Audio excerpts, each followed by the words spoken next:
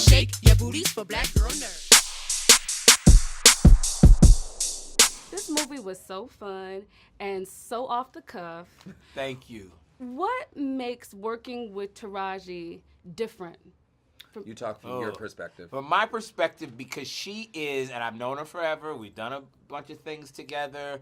I knew she wanted to do a comedy because she wanted to be loose and free and more not miserable like she really is. And here's the thing, she's such a great dramatic actress, and she gets into those dramatic roles, and it takes her to dark places, and she does them so well. But she wanted something where she could just be silly, and she is silly. So from a producer perspective, I like the fact that if it is in service of the role, she's going to do it. She is like, whatever it is, she's fearless, she's all in. Absolutely. I love that because I know I can pair her with an amazing director, and I know magic is going to happen.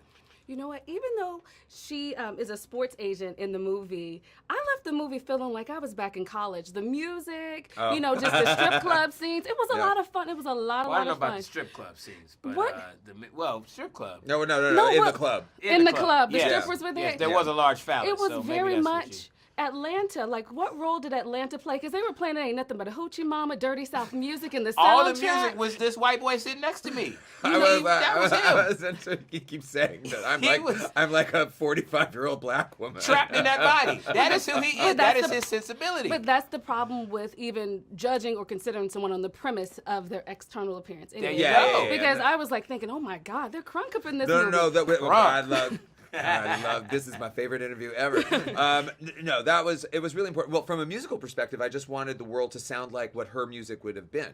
Do you know what I mean? What Taraji would have loved and listened to, and the stuff and I would play that music on the set actually as well. And so that was really important to me to create that energy and all of that. I don't know. Yeah. Another one of the great scenes was the fight scene in the church. I'm like, what a dichotomy. They're in the church, cussing, fussing, fighting, putting people dirty laundry out. I mean, what was it like filming that scene? In an actual church. Yeah.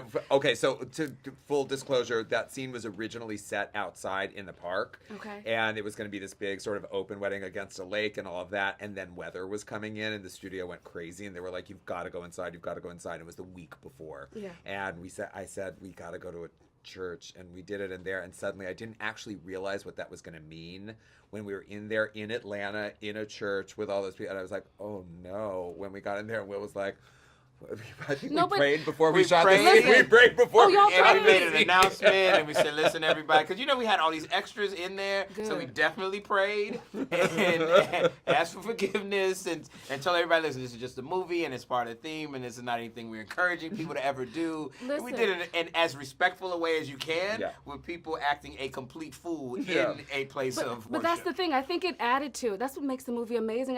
People assume that the church, is supposed to be perfect anyhow. But the fact that the dirt came out in the church, it's like an insane asylum anyway. When you go to church, you're there to get healed. It's not supposed to be perfect. Like, I just thought it was hilarious. I like that perspective. There you go. I'm going with that. I like it. Yeah. Black girl nerds. Yeah, it was a lot of fun. Better shake your booties for black girl nerds. Better shake.